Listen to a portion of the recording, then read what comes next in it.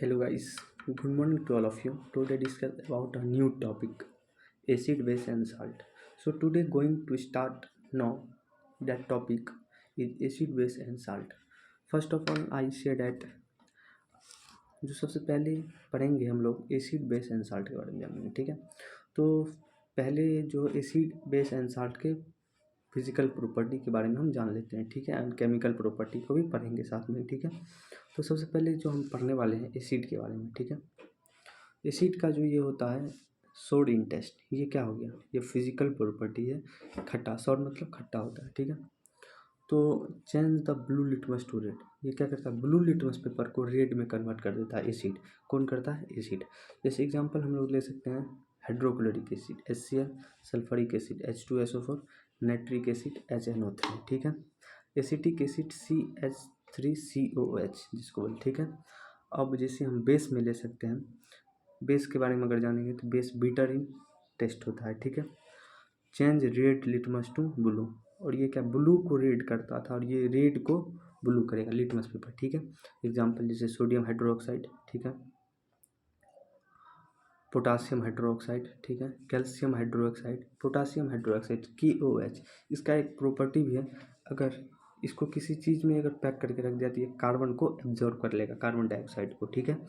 और ammonium hydroxide NH4OH, ठीक है। और आगे जो हम पढ़ने वाले हैं सम नेचुरली अकॉर्डिंग एसिड, ठीक है। जैसे विनेगर में क्या पाया जाता है, एसिटिक एसिड, ठीक है। Orange citric acid, lemon citric acid, ठीक है। टर्मेंट टार्ट्रिक एसिड, टमाटो में ऑक्जेलिक एसिड, और सॉर मिल्क में यानी खट्टा दूध में जिसको हम दही भी बोल सकते हैं, कर्ड, ठीक है, उसमें लैक्टिक एसिड पाया जाता है, ठीक है। तो अब नेक्स्ट टॉपिक की ओर हम जो बढ़ने वाले हैं,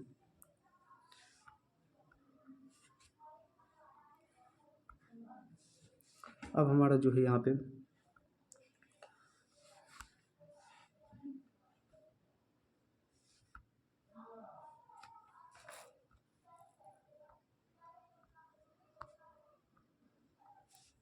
अब जो हम पढ़ेंगे इंडिकेटर के बारे में जानेंगे सबसे पहले, ठीक है।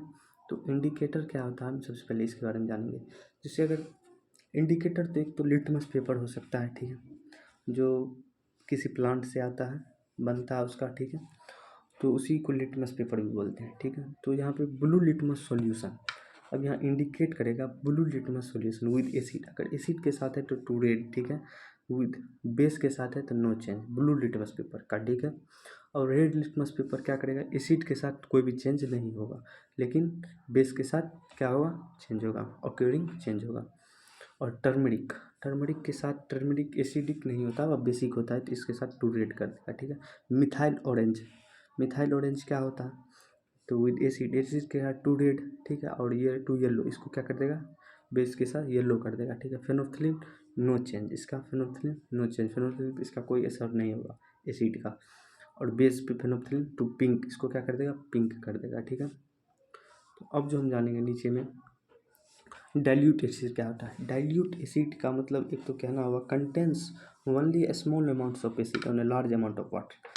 एक तरह से उसमें बोल सकते हैं कि मतलब दो टाइप्स, यानी एक तो एसिड और वाटर दोनों अटैच होता है, यानी उसमें घुला हुआ रहता है, तो इसलिए इसको डाइल्यूट बोला जाता है, ठीक है। तो इसमें बोल रहा है contains only small amount of acid, क्या होता है, स्मॉल अमाउंट, ठीक है। जैसे एक बकेट हो गया, इसमें स्मॉल अमाउंट में एसिड है और इसमें H2O यानी वाटर अधिक है, ठीक है।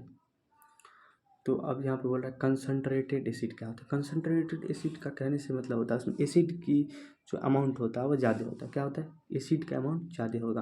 यहाँ पे concentrated acid contains large amount of acid and small amount of water, उसमें क्या होगा, स्मॉल अमाउंट यानी कम पानी होगा, ठीक है। अब जो हम जानेंगे chemical properties of acid and base. अब chemical properties of acid and base क्या होता है, तो first of all chemical properties तो हम बता देते हैं। एसिड प्लस अगर एसिड एंड मेटल रिएक्ट करेगा तो क्या बनेगा, साल्ट और हाइड्रोजन, ठीक है। जैसे हम एक एग्जांपल के साथ भी आपको मैं बता सकता हूँ, अगर HCl जिंक यानी जिंक के साथ हाइड्रोक्लोरिक एसिड जिंक के साथ मेटल, कोई भी मेटल के साथ अगर रिएक्ट करेगा तो क्या बनेगा, साल्ट बनाएगा, ZnCl2 प्लस H2O गैस को रिलीज करेगा, ठीक है। और इसका प्रॉपर्टी यही होता है।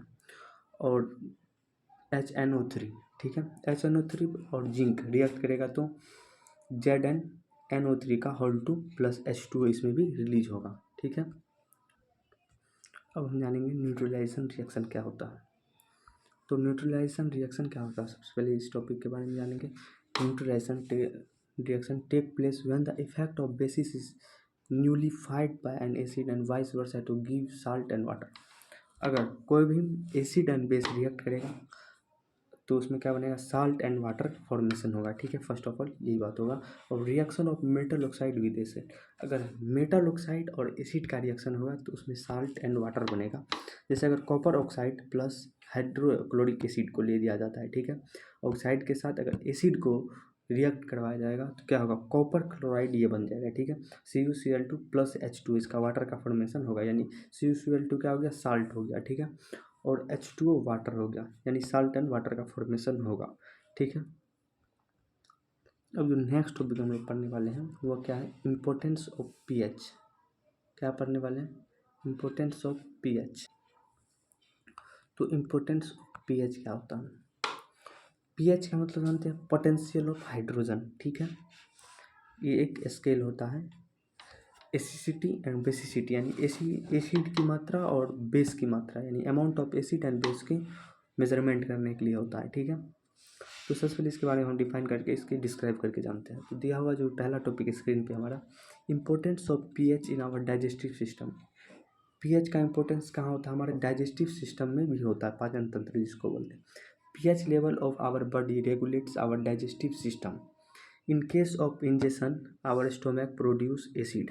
अब हमारा स्टोमक कौन सा एसिड प्रोड्यूस करेगा, वही HCl acid, hydrochloric acid produce करता है हमारा पेट, ठीक है। इन वेरी लार्ज क्वांटिटी में, ठीक है।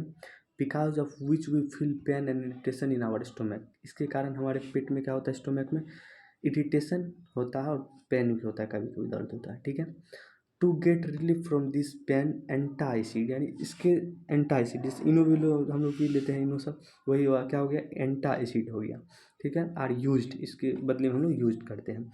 This antacid neutralise the excess acid and we get relief. ये इस एंटा एसिड क्या करता है, न्यूट्रलाइज कर देता है, यानी साल्ट एंड वाटर का फॉर्मेशन कर देता है, जिससे एसिड का जो इफेक्ट होता है वो कंट्रोल हो जाता है, ठीक है। अब pH ऑफ एसिड रेन, अब एसिड रेन का pH क्या होता है, पोटेंशियल ऑफ हाइड्रोजन क्या होता है, या अमाउंट ऑफ हाइड्रोजन क्या होता है। तो यानी pH of rain is less than 5.6 it is called acid. अगर pH of rain is less than 5.6 से अगर कम होगा तो एसिड रेन कहलाएगा। When this acidic rain flows into reverse, जब ये acidic rain flow into reverse में ये जाएगा ये पानी, तो दिस आल्सो गेट एसिडिक, ये क्या हो जाएगा, रिवर्स एसिडिक हो जाएगा।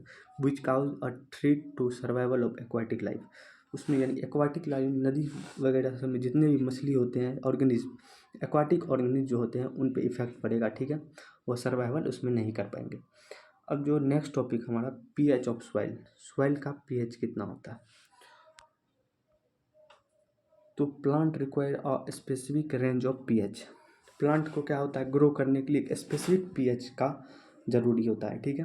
फॉर देयर हेल्दी ग्रोथ, उसका स्वस्थ विकास, स्वास्थ्यिक विकास के लिए, ठीक है। If pH of soil of any particular place is less or more than the normal, then the farmer and suitable fertilizer to it। अगर कहीं ज़्यादा है तो उसके लिए कुछ अलग प्रकार के फर्टिलाइज़र का यूज करते हैं, और जो कम है तो उसके लिए भी यूज होता है, ठीक है। तो our body function between the range of 7.0 to 7.8। हमारा जो बॉडी जो pH में जो रेंज का यूज जो करता है, फंक्शन करता है, वह 7.0 to 7.8 होता है। Living organism can survive only in the narrow range of pH, ठीक है। इतना रेंज में सर्वाइव कर सकता है लिविंग ऑर्गेनिज्म, ठीक है।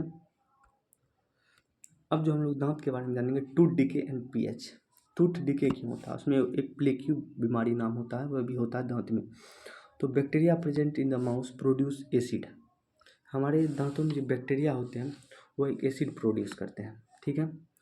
By degradation of sugar, ethyl alcohol बनाते हैं शुगर, यानी कोई बैक्टीरिया हो जाते हैं जो, ठीक है, वहाँ पे sugar and food particles remaining in the mouth using toothpaste which is generally